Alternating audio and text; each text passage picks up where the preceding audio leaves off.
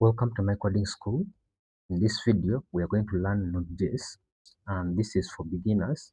So to start with, section 1, introduction. So let's look at what Node.js is.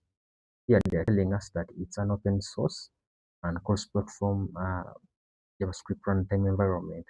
So to be open source means that you can use it in any of your projects freely, and then to be cross-platform simply means that this Node.js works on Windows, Linux, Mac, and other operating systems. And the second point is Node.js uses the V8 engine. This is the JavaScript engine that Google Chrome uses. So it's what powers Node.js. Node.js apps run in a single process and use asynchronous non-blocking operations to handle many requests efficiently. So what this point is saying is that in Node.js, as you can see in this diagram, we have an event loop, which is a single process. And here we have incoming requests. So this can be a request to read the data from the database, can be file operations or file uploads. So here we have these requests, and this is our application that is processing these requests.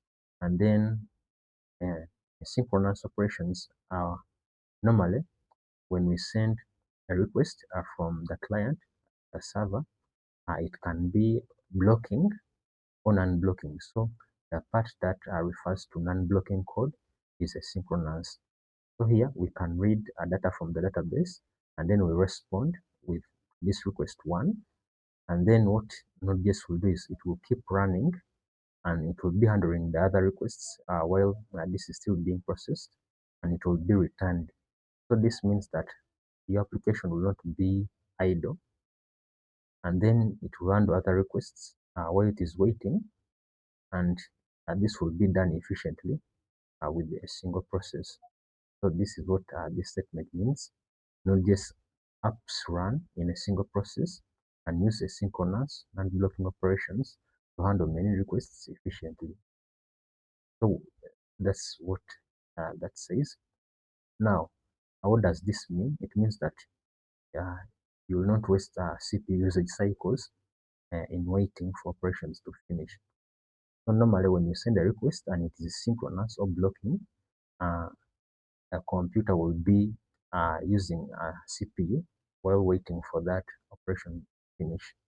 So in Node.js will save you that load, and also Node.js can handle thousands of concurrent connections with a single server without introducing the burden of managing thread concurrence.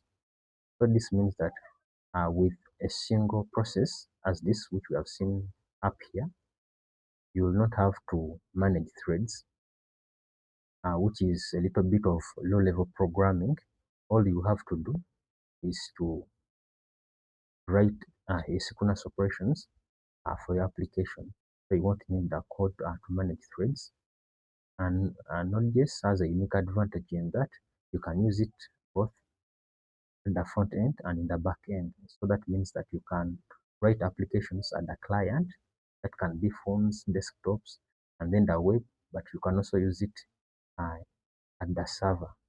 So in this example here, I have a common snippet of code which you can find at the official website.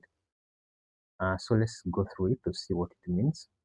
So here we have this line 1, which is simply importing a certain object from this standard library module, which is HTTP. And what we are doing is we are creating two variables, one for the host name and for the port. And then we are using this create server, which we imported from the standard library. And we are getting the request and the response.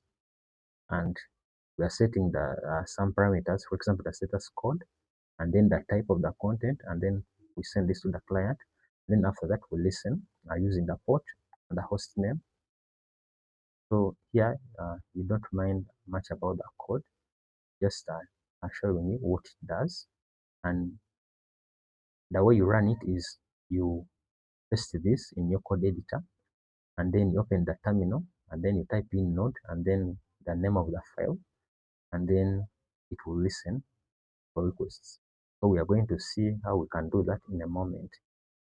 So for this section, we shall end there.